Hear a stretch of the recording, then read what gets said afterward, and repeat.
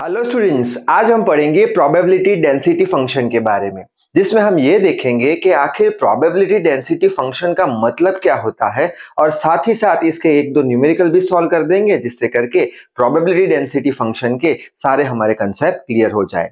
So I hope you are ready with your pen and paper. So without wasting much time, let us start this video. अब ये जो probability density function है, उसे समझने के लिए थोड़ा बहुत हमें फ्लैशबैक में जाना होगा। हमने पिछले वीडियोस में पढ़ा था प्रोबेबिलिटी डिस्ट्रीब्यूशन के बारे में। अब प्रोबेबिलिटी डिस्ट्रीब्यूशन यानी क्या?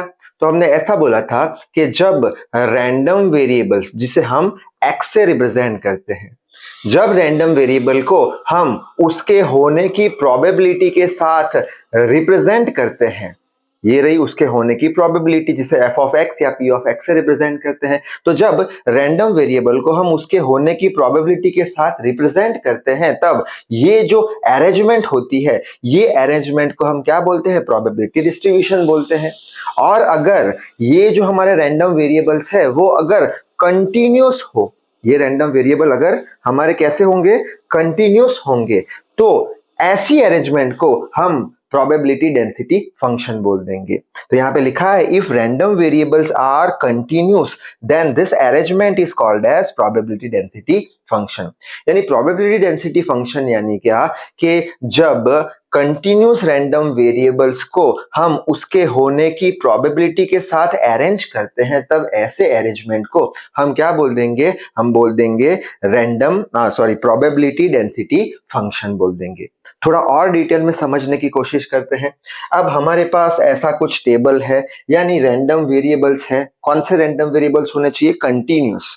कंटिन्यूस यानी क्या कि 1, फिर 1.1, 1.2, 1.3, 1.4, ऐसे 1 से सीधा 2, 2 से सीधा 3, ये सारे क्या हो गए? ये हो गए हमारे डिस्क्रीट जंपिंग वेरिएबल है। हमें तो कंटिन्यूस चाहिए, तो यहाँ पे कुछ वैल्यू होगी और यहाँ पे उनके होने की प्रोबेबिलिटी होगी। सपोज करते हैं कि ये जो प्रोबेबिलिटी है उसे हम y एक्सिस पे रिप्रेजेंट करते हैं, और ये जो कंटिन्यूस रैंडम वेरिएबल्स है उन्हें हम x एक्सिस पे रिप्रेजेंट करते हैं। और पॉइंट्स हम प्लॉट करते जाएंगे, तो ऐसा कुछ हमें प्रोबेबिलिटी डिस्ट्रीब्यूशन कर्व मिलेगा। प्रोबेबिलिटी डिस्ट्रीब्यूशन कर्व का शेप ऐसा कुछ बेल जैसा होता है, ये हमें पता है।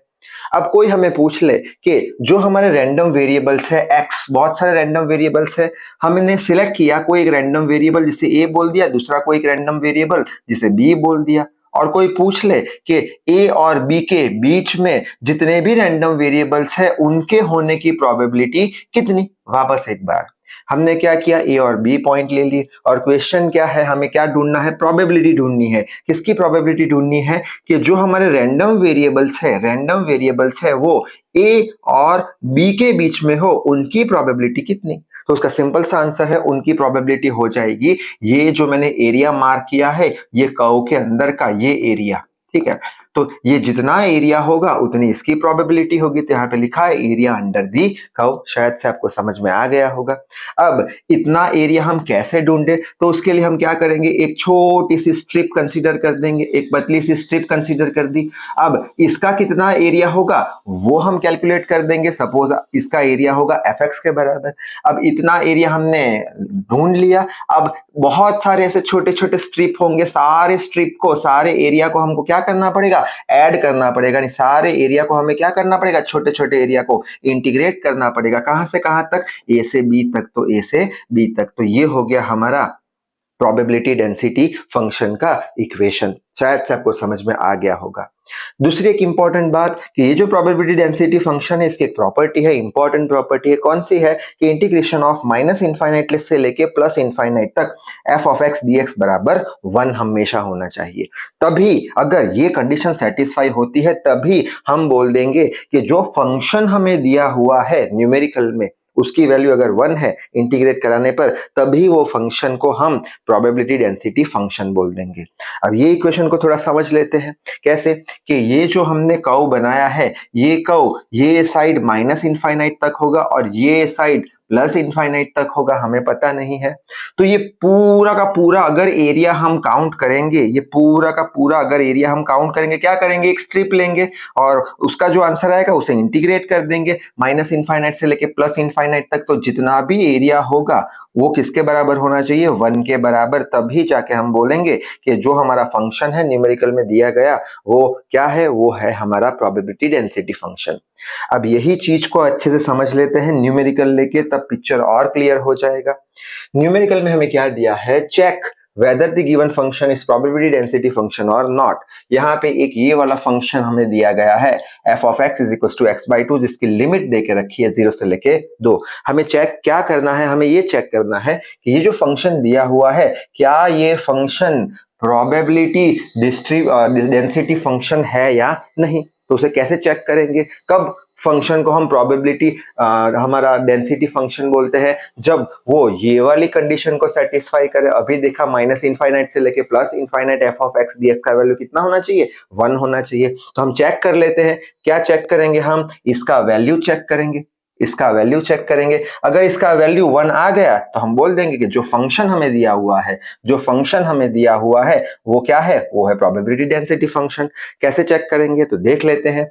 यहाँ पे हमें इसका वैल्यू चेक करना है, यहाँ पे minus infinite two plus infinite है, लिमिट क्या है 0 से लेके 2, तो हम 0 से लेके 2 कर देंगे। एफ ऑफ एक्स क्या है, एफ ऑफ एक्स x/2 है तो x/2 रख दिया, साथ में लगा दिया dx, तो साथ में लगा दिया dx।